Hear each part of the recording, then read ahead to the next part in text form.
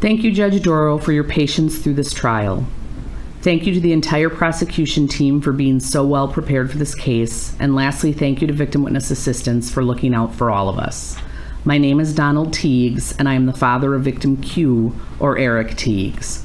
Both of my sons, Erick and Tyson, were marching with the Waukesha South Marching Band in the 2021 Waukesha Christmas Parade. Erick was a junior, and Tyson was a freshman. They were there to play Christmas music for the people and start off the holiday season. That came to a quick end when you, Darrell E. Brooks Jr., drove through the parade killing people, injuring people, and ruining what was supposed to be a beautiful event. And we haven't been told when to do the photos, so Christy, if you can use your judgment, thank you. Darrell Brooks, you hit and ran over Erick along with some of his bandmates. Tyson, his younger brother, was just feet away from Erick when you hit and ran him over. Tyson witnessed his brother getting hit and ran over along with other bandmates. Tyson never left his brother's side during this incident. He even took off his jacket to help keep his brother warm while he laid in the middle of the street. He then had to call his mother and try to explain what had happened. As he stood next to his brother, he saw blood coming out of his ear, nose, and mouth, and his leg that was pointing backwards. He would just keep telling Erick he will be fine and that Mom was on her way. He stayed with him until Erick was taken by ambulance to the hospital. Starting that night, Tyson had nightmares and had them for a week. He would wake up screaming and crying. And what made this even worse is he couldn't go to see his brother in the hospital, and my wife and I could not be there for Tyson the first few nights because we were with his brother in the ICU at Children's Hospital.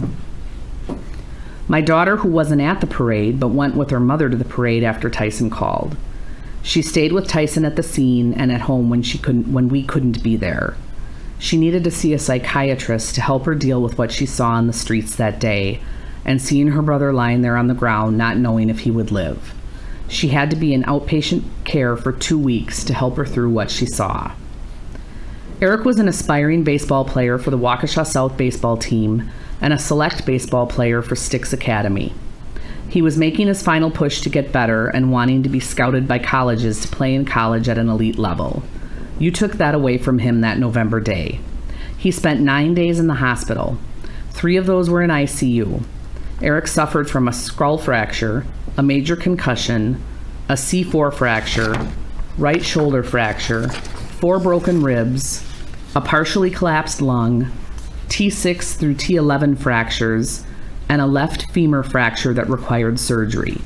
He is lucky to be alive. The C4 fracture could have killed him. The femur fracture could have killed him, or the broken ribs along with the lung collapse could have killed him. His time in the hospital was very hard, dealing with nonstop pain from you hitting him and running over him like he was a speed bump. He had to lay flat for 4 days and wear a C-collar for 7 days because of the C4 fracture. He had a chest tube to drain the blood off of his lung so he could breathe. He had to undergo surgery to repair his severely fractured femur. On top of all of that, he was dealing with a severe concussion. He could not have any lights on or loud noises. He would have events of uncontrolled vomiting and would spike fevers. When he was finally able to leave the hospital, it was in a wheelchair, and he was in that wheelchair for over a month. We had to have a wheelchair ramp built for when we came home. Without the ramp, it would have been very hard to get him in and out of the house. My wife had to take off a month of unpaid leave from work. I had to take off 3 months from work to take care of him and get him to multiple doctor appointments a week. Darrell Brooks, you stated during this whole trial that you are a man, a God-loving man. You are not. A real man would have stopped when they saw they made a mistake. A real man would have admitted the wrong and would not have put all these families through this pain. A man of God would have stopped, admitted to his wrongs, and asked for forgiveness. You sat there showing no emotions for what you did and pretend that reading the Bible was going to help you. But you, Darrell Brooks, are pure evil that is not fooling anyone. You don't know God, but you better start learning because where you are going, you're going to need to start praying a lot. You don't deserve to see the light of day ever again. You should never be able to see your children again. It's too bad this state doesn't have the death penalty because you would be put to the front of the line. I hope you rot in hell, have a miserable existence in prison, and that someone teaches you a true lesson in asking for forgiveness.